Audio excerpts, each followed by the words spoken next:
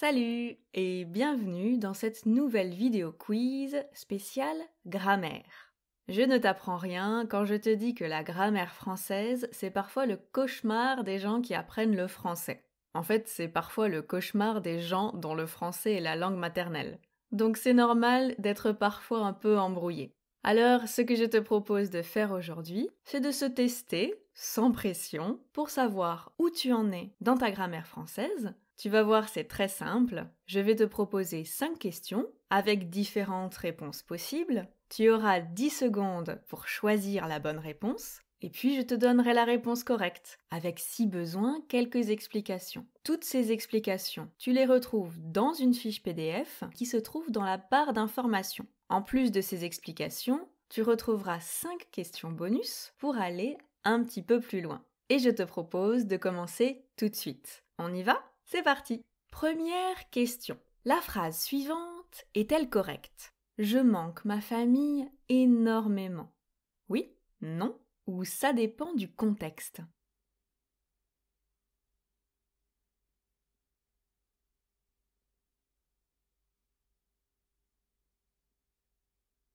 Eh bien non, cette phrase elle n'est pas correcte. Le verbe manquer, il est souvent problématique en français. Et c'est normal, c'est parce qu'il a plusieurs sens et plusieurs utilisations possibles. Dans le contexte de cette phrase, comment il marche? Ici, ce qu'on veut dire, c'est « je ne suis pas avec ma famille, donc je suis triste ». C'est ça le sentiment qu'on veut exprimer. C'est moi qui ressens ce sentiment de tristesse.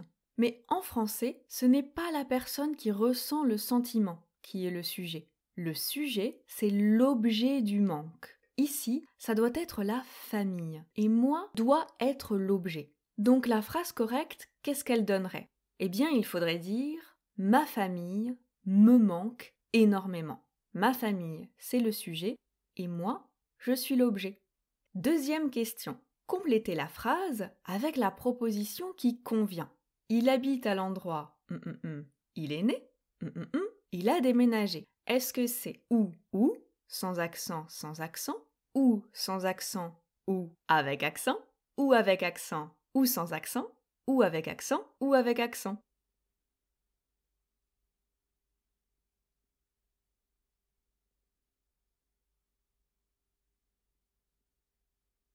Eh bien, il s'agit de la réponse C.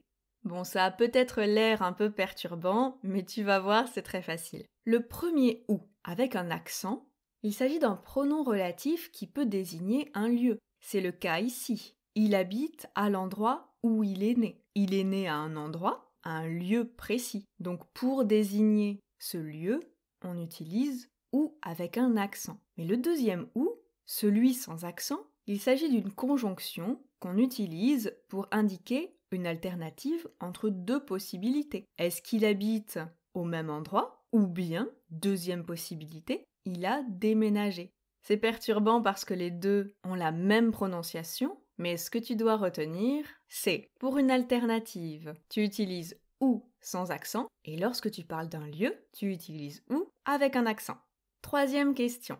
Une de ces phrases est incorrecte. Laquelle? Il va au cinéma avec son frère. Elle a rendez-vous avec sa amie. Ils ont oublié ton anniversaire. On a pensé à ma sœur.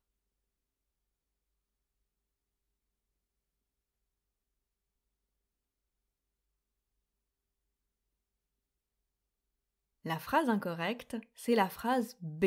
Elle a rendez-vous avec sa amie. Ici, on parle de l'adjectif possessif. L'adjectif possessif, il dépend du genre, donc masculin, féminin, et du nombre, donc singulier ou pluriel. Les adjectifs possessifs au masculin singulier, ce sont mon, ton, son, notre, votre, leur. Pour le féminin singulier, c'est ma, ta, sa, notre, votre, leur. Attention, au féminin singulier, si le mot suivant commence par une voyelle, on ne dit pas ma, ta, sa, mais mon, ton, son.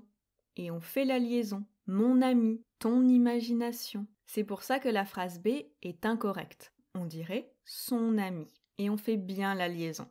Quatrième question. Transformez cette phrase à la négative. Je vais toujours au marché le dimanche. est-ce qu'on dirait « je jamais ne vais au marché le dimanche »,« je ne vais pas au marché le dimanche »,« je vais ne pas au marché le dimanche » ou bien « je ne vais jamais au marché le dimanche ».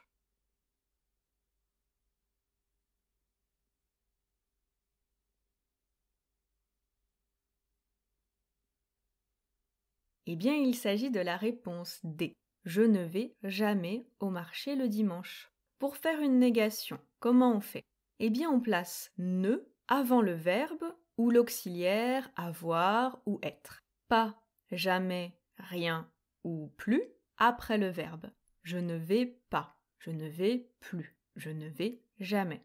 C'est différent pour le passé composé. On mettrait pas, jamais, rien ou plus après l'auxiliaire. Je ne suis pas allé au marché. Je ne suis jamais allé au marché. C'est aussi différent pour le passé récent et le futur proche. On place pas, jamais, rien ou plus entre le verbe conjugué et l'infinitif. Je ne vais jamais aller au marché. Je ne viens pas d'aller au marché. Si jamais tu as choisi la réponse B, eh bien, grammaticalement, elle est correcte. Je ne vais pas au marché le dimanche. Mais la phrase d'origine, c'est je vais toujours au marché le dimanche. Et le contraire de toujours, c'est jamais. Donc même si elle est correcte, ce n'est pas exactement la même phrase. Et enfin, dernière question. Une seule de ces phrases est correcte. Laquelle?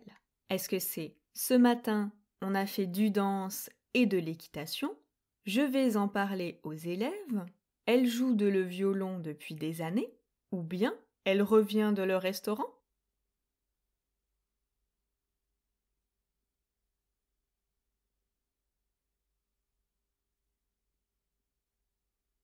C'est la phrase B.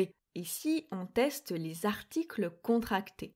Ils dépendent de la préposition à ou de, ainsi que du genre et du nombre. Donc, quand on a à plus le, on dit au, à plus les, on dit au, de plus le, on dit du, de plus les, on dit des.